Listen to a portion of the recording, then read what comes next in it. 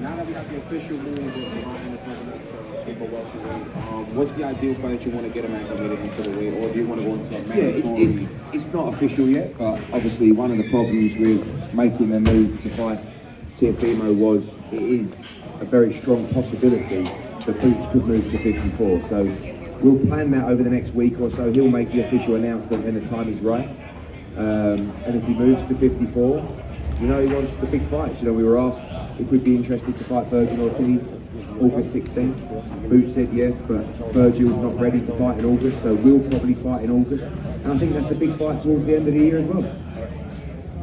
Guys, just raise your hands so we can get a microphone to you if you want to ask a question. Hey, question. How soon could we this fight Monajan versus Inoue? Yeah, I'll tell you something, Inoue against MJ is one of the best fights in boxing. And I have to respect Inoue for taking it because the people around him didn't want to take that fight. And I kind of feel like I goaded them enough to take it. And I'm very pleased they took it because I see it as a 50-50 fight. Two best fighters in the division, the best fight in the division. And we're looking forward to being in Japan in September for that fight.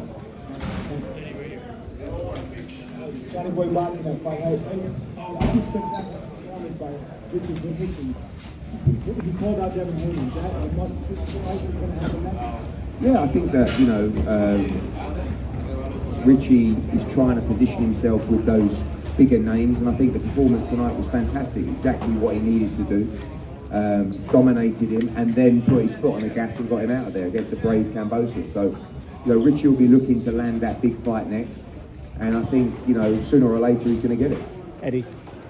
Eddie, Andy does a really good job of, when you ask him a question, he's kind of like political with it. But if a fight with Murataya does happen, how do you see it going down? Do you think it's competitive? I think Murataya is a great fighter.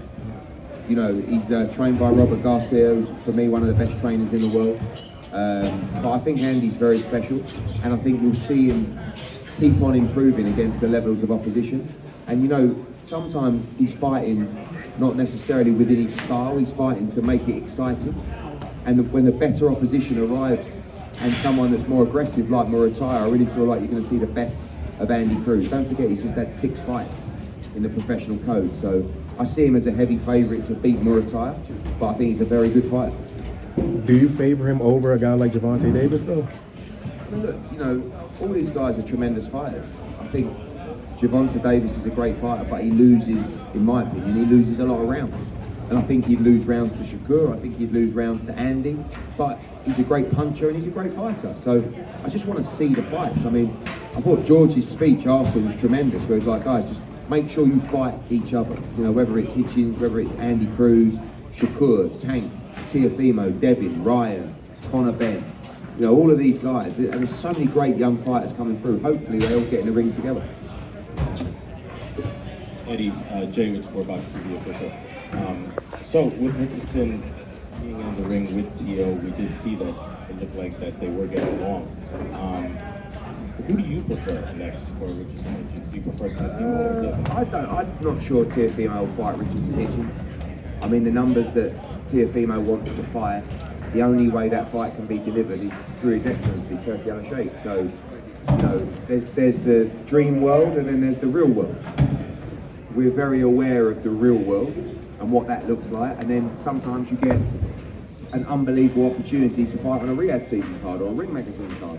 And that's when His Excellency's making the fights that commercially probably couldn't happen without him. And that's a great example. Without Riyadh season, Hitchens against Teofimo Lopez just doesn't happen because Teofimo Lopez would want much too much money for that fight. And the same for Devin Haney against Richardson Hitchens.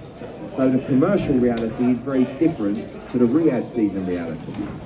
So we hope that His Excellency likes a particular fight and these guys get an incredible opportunity to be part of a Ring Magazine or a Riyadh season card.